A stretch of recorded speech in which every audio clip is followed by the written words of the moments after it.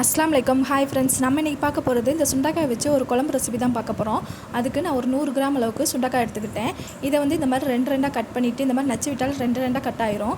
இந்த மாதிரி கட் பண்ணி தான் நம்ம குழம்புல சேர்க்கணும். இல்லைன்னா வந்து இது ரொம்ப கசப்பாக இருக்கும். அப்போ தான் இந்த மாதிரி ரெண்டாக கட் ஆகுது இந்த புளிப்பு தன்மை இந்த காரம்லாம் இறங்கி கொஞ்சம் நம்மளுக்கு கசப்பு வந்து கொஞ்சம் கம்மியான மாதிரி இருக்கும். அப்படி உங்களுக்கு கைட்டு வந்து இந்த மாதிரி நசுக்க வரல அப்படின்னா வந்து நீங்கள் என்ன செய்யுங்க, ஒரு பவுலில் 2-3 அந்த எல்லாத்தையும் போட்டு ஒரு டம்ளர் வெயிட்டான பொருளை வச்சு நச்சு விட்டீங்கன்னா அது மாதிரி ரெண்டாக கட் ஆயிரும். அதுக்கப்புறம் ஒரு கடாயை காய வச்சுக்கிட்டு 4 டேபிள் ஸ்பூன் நல்லெண்ணெய் சேர்த்துக்கோங்க. சேர்த்துட்டு இதில் 1/4 டீஸ்பூன் கடுகு, 1/4 டீஸ்பூன் வெந்தயம், 1/4 டீஸ்பூன் ஜீரகம், தாளிப்படகம் இருந்தால் சேர்த்துக்கோங்க. இல்லைன்னா உங்கள்கிட்ட இல்லை அப்படின்னா வந்து ஸ்கிப் பண்ணிக்கலாம். நான் தாளிப்படகம் சேர்த்துக்கிறேன். சேர்த்துட்டு இது நல்லா பொரிஞ்சதுக்கப்புறம் ஒரு 20 சின்ன வெங்காயத்தை வந்து இந்த மாதிரி ரெண்டாக கட் பண்ணிவிட்டு சேர்த்துக்கலாம். சேர்த்துட்டு இது ஒரு கண்ணாடி பத அளவுக்கு வர்ற அளவுக்கு நல்லா வதக்கி விடுங்க.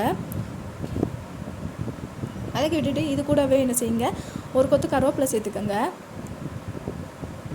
சேர்த்துட்டு நல்லா மிக்ஸ் பண்ணி விடுங்க. சுண்டைக்காய் வந்து நம்ம உடம்புக்கு ரொம்ப நல்லது ஃப்ரெண்ட்ஸ். அது மாதிரி வயிற்று புண்ணு அந்த மாதிரிலாம் இருந்தால் வயிற்று புண்ணு ஆற்றும் அப்படின்னு சொல்லுவாங்க. கண்டிப்பாக கிடச்சிச்சு அப்படின்னா நீங்களும் இந்த மாதிரி குழம்பு ரெசிபி ட்ரை பண்ணுங்கள் ஃப்ரெண்ட்ஸ். இது கூட ஒரு 4 வெள்ளைப்பூண்டை வந்து இந்த மாதிரி வந்து கட் பண்ணி சேர்த்துக்கிறேன். அதே மாதிரி 2 பழுத்த தக்காளி, பெரிய தக்காளியை பார்த்து இது கூட இந்த மாதிரி கட் பண்ணிட்டு சேர்த்துக்கோங்க. சேர்த்துட்டு எல்லாத்தையும் நல்லா மிக்ஸ் பண்ணி விடுங்க. தக்காளி நல்லா மசிஞ்சு வர அளவுக்கு நல்லா மிக்ஸ் பண்ணி விடுங்க.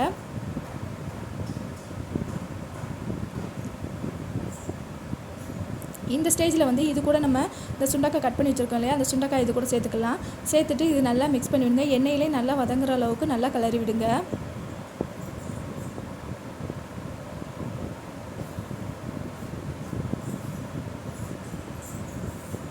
இப்போ இது கூடவே ஒரு 1/4 டீஸ்பூன் பெருங்காயத்தூள் சேர்த்துக்கோங்க. 1/4 டீஸ்பூன் மஞ்சத்தூள் சேர்த்துக்கோங்க.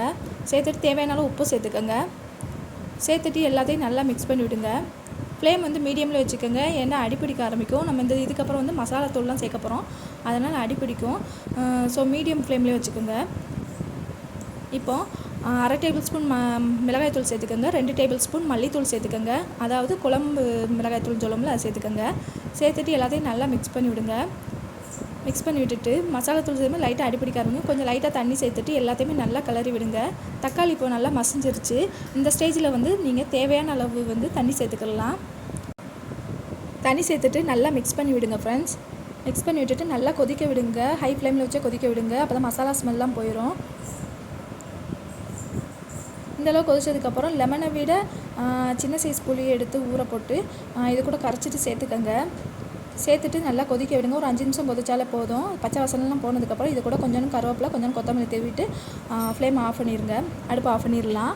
பாருங்கள், நம்மளோட சுண்டைக்காய் குழம்பு ரெடி ஆயிடுச்சு. நீங்களும் சுண்டைக்காய் கிடச்சிச்சின்னா கண்டிப்பாக ட்ரை பண்ணி பாருங்கள் ஃப்ரெண்ட்ஸ். சுண்டைக்காய் வந்து நம்ம உடம்புக்கு ரொம்ப ரொம்ப நல்லது.